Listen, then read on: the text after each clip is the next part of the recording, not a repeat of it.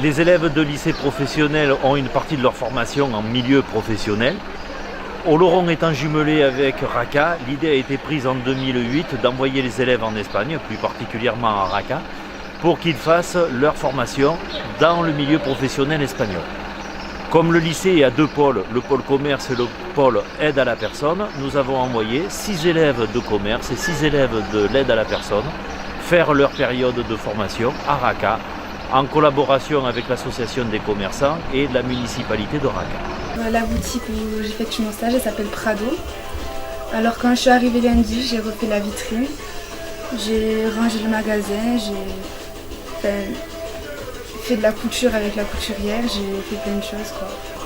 Les impressions, en Espagne ils sont très gentils, en France aussi, mais en Espagne ils sont vraiment accueillants. Après ils n'ont pas les mêmes habitudes que nous, ils mangent tard, les boutiques elles ferment plus tard qu'en France, à 20h30. Et je suis un peu fatiguée, tout le monde, quoi. C'est le changement d'habitude. Je range un peu, j'étiquette, je mets un rayon et là je suis en train de faire la vitrine. Au début le décalage des horaires des repas et tout c'est un peu difficile. Parce qu'ici ils se couchent tard et après il faut se lever tôt. Voilà, sinon après on s'habitue vite. Je pensais pas comme ça mais oui moi je trouve qu'il y a énormément de changements. Les gens ils sont beaucoup plus ouverts, les méthodes de travail sont complètement différentes. Et dans un magasin alimentaire, on peut trouver de tout, vraiment de tout.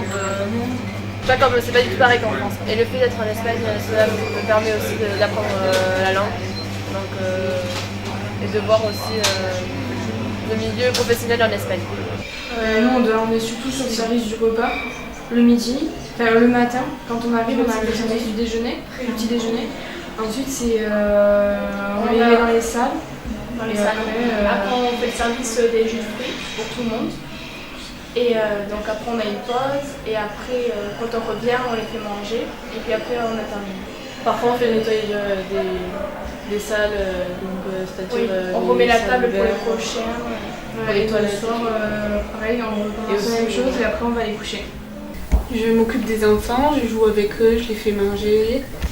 Je les couche ou je les lève, je les change, je les amène aux toilettes. Voilà. Et ça se passe bien, ils sont mignons et ils m'entendent très bien avec mes tutrices. Donc voilà. Les rythmes par rapport aux heures à laquelle ils mangent, et nous on mange en France. Les petits goûtent très tard par rapport à nous et ça me fait bizarre. À 18h on me demande de les faire goûter. Sinon ça va, ça se passe bien, on est un peu fatigué mais ça va. Il y a juste la barrière de la langue parce que je leur parle pas trop parce que je sais pas quoi leur dire et je comprends pas tout le temps ce qu'ils me disent. Je suis à Edouard Aragon, c'est un magasin d'alimentaire.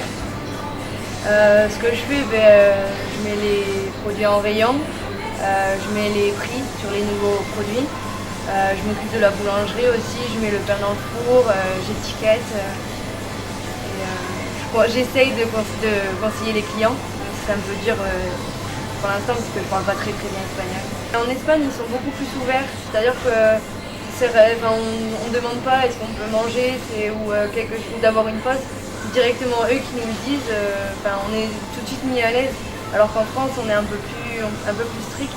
Donc franchement, je préfère beaucoup mieux l'Espagne que la France comme ça.